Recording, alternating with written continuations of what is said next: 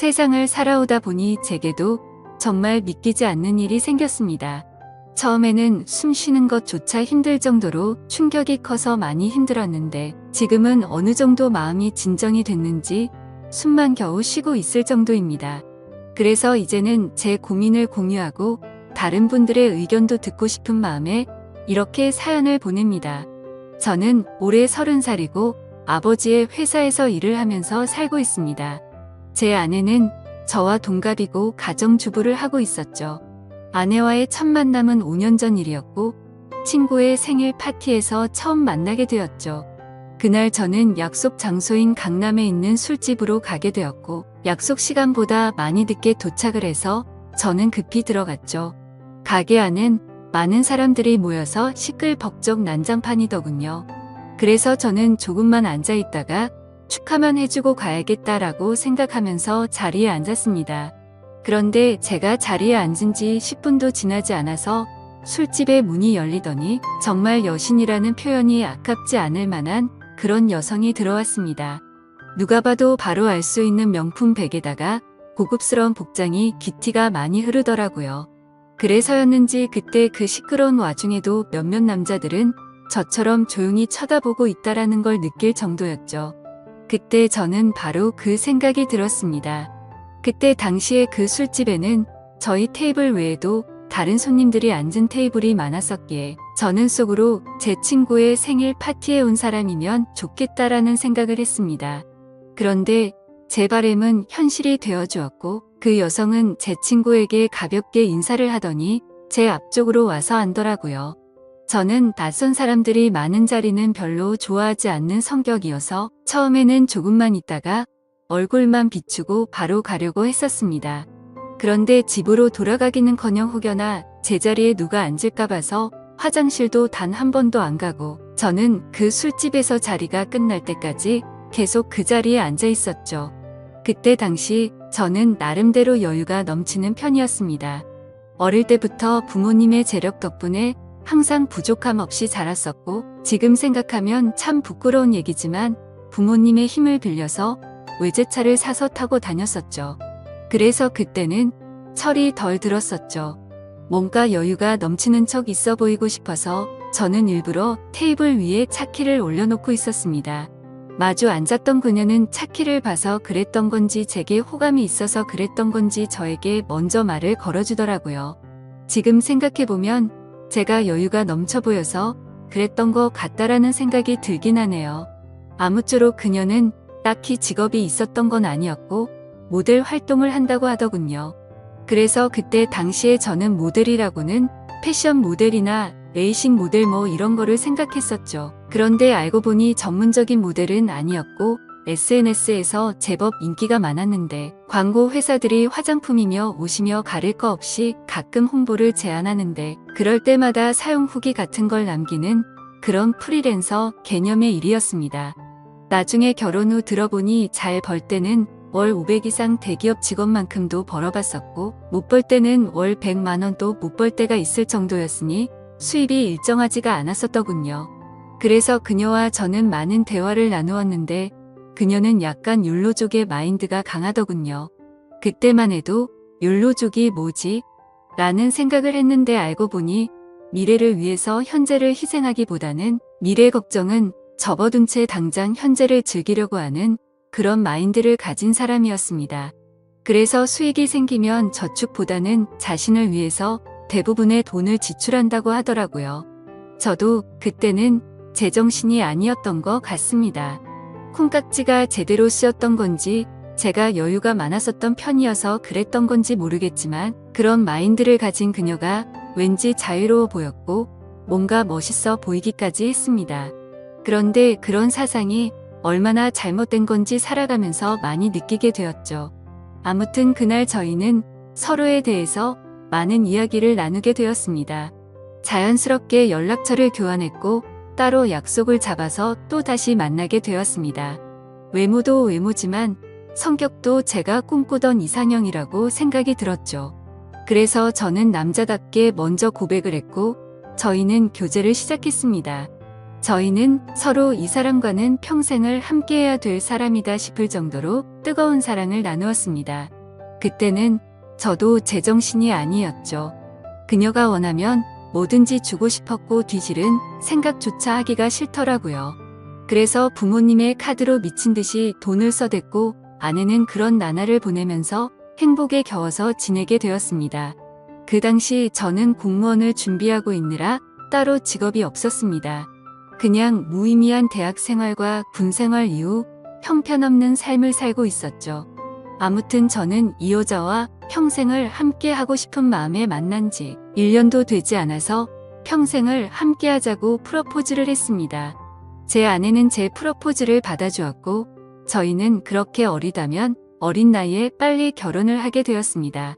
저는 학생이라는 신분으로 결혼을 시작하게 되었고 부모님의 지원 아래에 신혼생활을 보내고 있었습니다.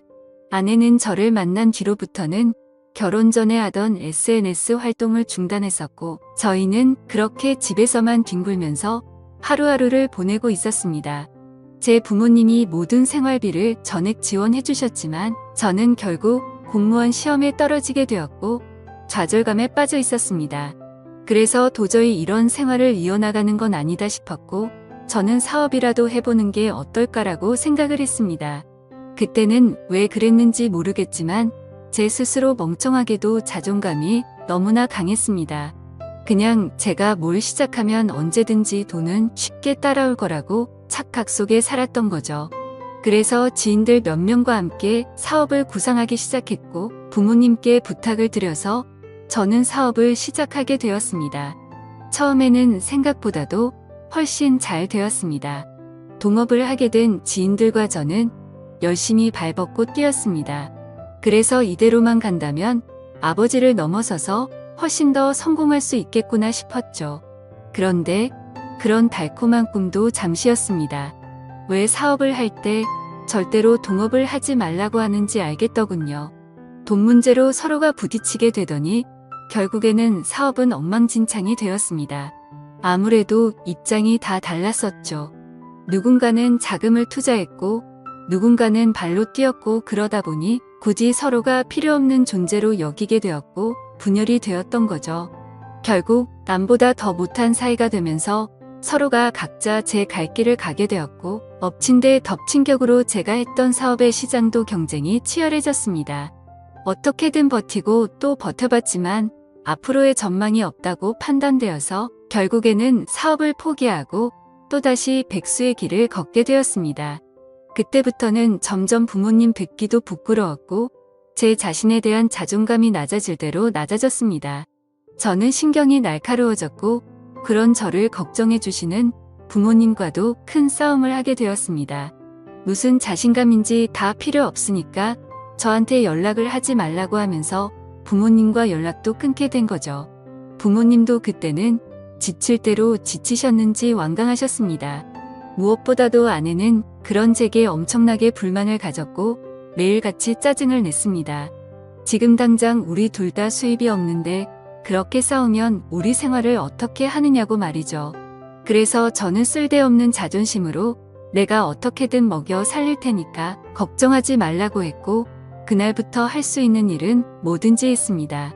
쓸 수 있는 게 몸뚱아리밖에 없다 보니 배달 대행도 해보고 대리기사도 뛰었습니다. 그렇게 1년 동안 겨우 입에 풀칠하면서 버텨갔지만 도저히 미래에 대한 비전이 안 보였습니다. 그래서 결국 저는 부모님께 사죄를 드리게 되었습니다. 그동안 실망시켜드린 죄스러운 마음을 보답하기 위해서 아버지 회사로 들어갔습니다. 아버지 회사는 동생이 대학을 포기한 채 사업을 돕고 있었고 동생이 그 사업을 이을 예정이었습니다. 저 또한 아버지의 뒤를 이을 생각으로 들어간 건 아니었고 그래도 하루 벌어 하루 먹고 사는 인생보다는 기술이라도 배우는 게 낫겠다 싶어서 들어가게 된 거였죠.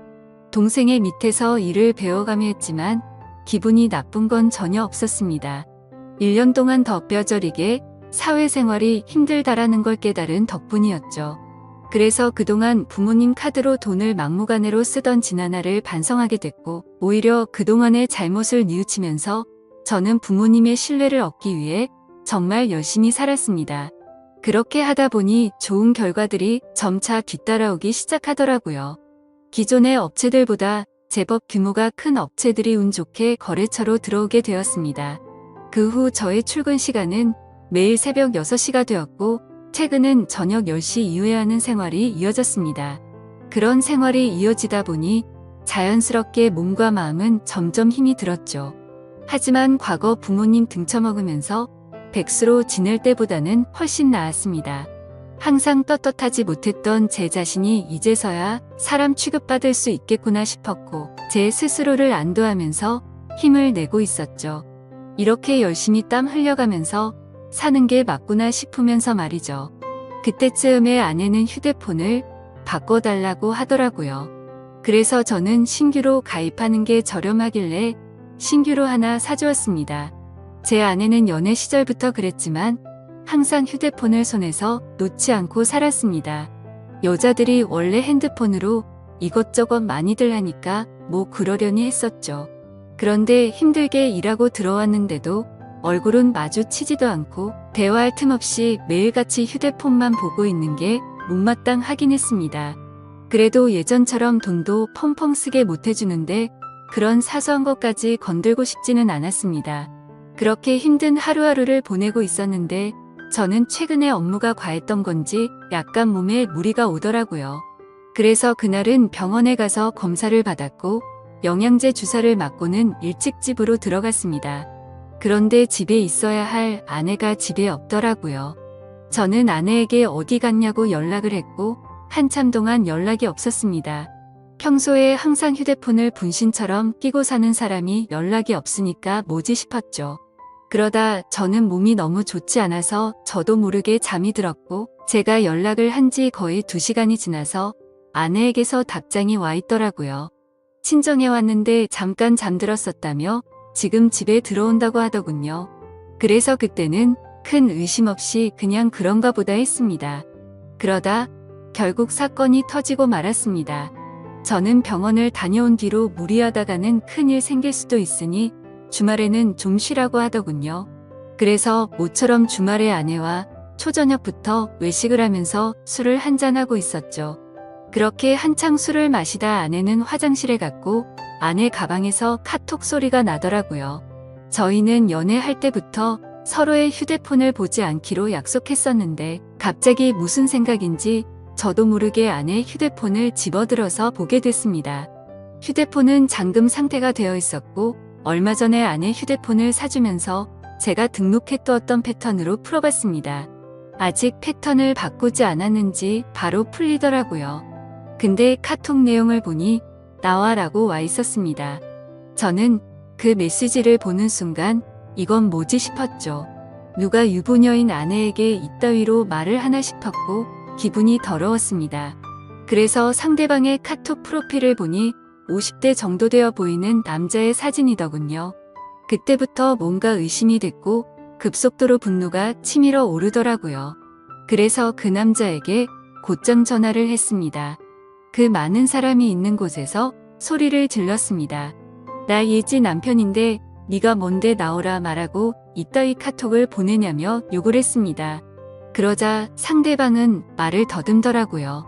죄송합니다. 앞으로 다시는 연락 안 할게요. 정말 죄송합니다.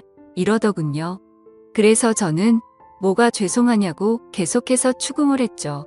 근데 몇 분 동안이나 그 정신 나간 놈은 죄송합니다 라고만 할 뿐 제가 묻는 말에는 하나도 대답을 안 하더라고요. 그때부터는 더 이상 의심이 아니라 확신이 되었습니다. 아내는 잠시 후에 자리로 돌아왔고 저는 아내 휴대폰을 들고 있었습니다. 그 모습을 보고 아내는 곧바로 왜 남의 휴대폰 함부로 들고 있냐면서 짜증부터 내더라고요. 저는 헛웃음이 났고 아내에게 물었습니다. 뭐 숨기는 거 있냐고. 도대체 왜 그렇게 화들짝 놀라면서 화내냐고 물었죠. 아내는 휴대폰을 가져가서 자신에게 온 카톡 내용을 봤는지 잠시 생각하더니 말하더군요. 설마 오해하는 건 아니지? 라며 예전에 광고 의뢰하셨었던 사장님인데 연락이 온 거라고 하더라고요. 그래서 저는 너는 아는 사람한테 문자를 그따위로 보내는 사람 봤냐고 물었습니다. 그러자 아내는 그러게 이 사람 제정신이 아닌가 본데? 라며 시치미를 떼더군요.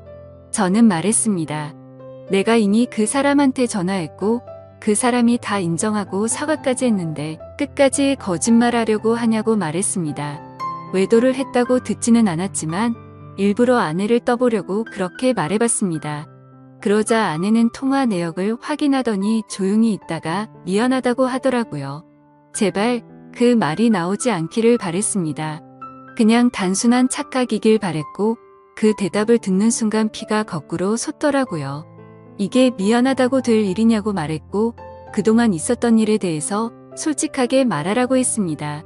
지금부터 거짓말 하나라도 하면 연락 온 그놈 당장 찾아가서 다 엎어버리고 네가 한 짓도 너희 친정에 가서 다 말한다고 했죠. 그러자 아내는 그동안 있었던 사실을 말했습니다. 아내도 처음부터 이러고 싶지 않았답니다. 제가 배달 대행의 대리기사까지 하면서 한창 힘들게 지내던 때 자신도 도움이 되고 싶은 마음에 다시 SNS를 시작하게 되었다고 하더군요. 그런데 한참을 쉬어서 그런지 예전처럼 광고가 들어오지 않았고 이 남자에게서 메시지가 왔다고 하더라고요. 그냥 딸을 잃어서 너무 그리워서 그런데 만나서 밥만 먹어줄 수 없겠냐며 부탁을 들어주면 30만 원을 준다고 했다더군요. 그래서 혹시라도 이 남자가 헛짓거리하면 바로 경찰에 신고를 할 생각을 가졌고 밥만 먹고 30만 원이나 챙기자 싶어서 나갔답니다. 그런데 그 사람은 아주 젠틀했고 약속대로 밥만 먹었는데도 30만 원을 줬답니다. 그렇게 만남을 몇 번 더 이어가다 보니 지금까지 연락을 주고 받았다고 말하더군요. 저는 단도직입적으로 물었습니다. 그래서 어디까지 간 거냐고 물었죠. 아내는 엄청 놀라면서 절대로 그러지 않았다고 하더라고요. 저는 또 아내를 떠봤습니다. 제발 아니길 바라는 마음으로요. 너 지금 또 거짓말 하냐고 그 남자한테 이미 다 들었다고 하니까 아내는 갑자기 눈물을 흘리면서 진짜 미안하다면서 당신이 너무 힘들어 보여서 그랬다네요. 그런 모습을 보니 숨이 막혔고 어디서부터 어떻게 잘못된 건지 머리가 띵하더라고요. 그때부터는 저도 미친 듯이 말을 내뱉었습니다. 네가 이따위로 내 뒤통수를 치냐며 내가 힘들어서 그랬던 거면 여지껏 그 더러운 돈 받은 거 어디 갔냐고 했습니다. 아무 대답도 없더라고요. 도저히 이해가 되지 않았습니다. 제가 힘들어 보여서 그랬다더니 그 더러운 돈으로 뭘 했을지 뻔히 보였죠. 저는 도저히 그 자리에서 같이 얼굴을 마주할 자신이 없어서 일단 집으로 꺼지라고 하고는 저는 그 자리를 떴습니다. 그날 이후로 저는 밥은 하루에 한 끼도 제대로 먹지도 못하고 억지로 먹어도 심각한 스트레스 때문인지 전부 토하게 되었습니다. 며칠이 지나서 아내를 불렀습니다. 아내는 별로 힘든 것도 없었는지 별로 달라진 모습이 없더군요. 제 모습을 보자마자 왜 이렇게 말랐냐면서 자신이 정말 미안하다고 하더라고요. 저는 아내에게 말했습니다. 너는 돈이 그렇게 좋냐고 내가 잠깐 힘들게 하니까 그새를 못 참고 그렇게 곧바로 다른 남자한테 붙어 먹으면서 그 더러운 돈으로 네가 사고 싶은 거 사면서 좋았냐고 했습니다. 그러자 마음이 너무 많이 불편했답니다. 근데 여자한테 필수적으로 필요한 화장품이며 여성용품을 샀고 사치를 부리지 않았다면서 핑계를 대더라고요. 제가 나름대로 1년 동안 열심히 일해가면서 벌어다 준 돈은 돈이 아닌가요? 저는 그동안 내가 집에 넣어준 생활비는 어디다 썼냐고 거짓말하지 말라고 했습니다. 아내는 사실 친정에서 돈이 필요하다고 해서 거기다가 생활비를 보내줬다고 하더군요. 진짜 너무 어이가 없고 기가 막혔습니다. 아내와 제가 결혼을 할 때 돈 한 푼도 보태지 않았던 친정이고 제 부모님과 다투고 밥 사 먹을 돈도 없어서 도움을 청했을 때 매정하게 거절했던 장인 장모였습니다. 근데 그런 인간들한테 제가 피땀 흘려 번 돈을 보냈다고 하네요. 이 말을 아내에게 하면서 네가 도대체 생각이 있냐고 물었습니다. 그러자 그럼 어떻게 하냐며 아무리 그래도 부모님이 힘들다고 하는데 어쩔 수 없었답니다. 도대체 뭘 어쩔 수가 없다는 거죠? 제가 돈 10원도 못 벌어 온 것도 아니고 충분히 먹고 사는데 문제는 없었는데 그 돈을 홀라당 친정에 보내주고는 화장품이며 여성용품 사려고 돈 많은 남자한테 붙어 먹었다는 걸 어떻게 이해해야 하죠. 솔직히 아내의 친정도 심각한 문제입니다. 저희 집에만 매달려서 돈 한 푼도 없이 딸을 시집 보낸 것도 모자라서 제가 아내 모르게 돈을 빌려준 돈도 꽤 많습니다. 그때 당시에는 제가 사랑하는 아내의 식구들이었고 당장 너무 힘들다고 하는데 어쩔 도리가 없었죠. 그렇게 한 번만, 또 한 번만, 마지막으로 한 번만 이런 식으로 보내준 금액만 5천만 원이 넘습니다.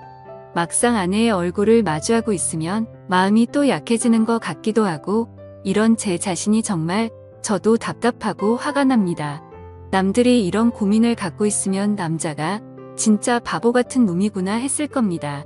그런데 막상 제게 이런 일이 생겨버리니 아닌 걸 알면서도 단호하게 내쳐지지가 않네요. 아내는 계속 울고 불며 미안하다고 절대로 두 번 다시는 이런 일 없을 거라고 믿어달라면서 빌고 있는 상황입니다.